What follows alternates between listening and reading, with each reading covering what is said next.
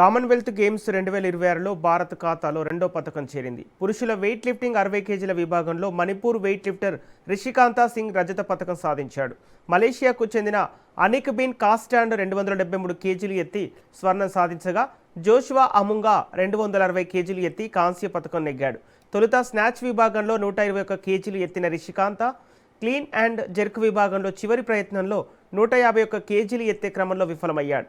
ఈ విభాగంలో 3 ప్రయత్నాల్లో భాగంగా మొదట 143 కేజీలు ఎత్తగా తర్వాతి 2 రౌండ్లలో విఫలమయ్యాడు.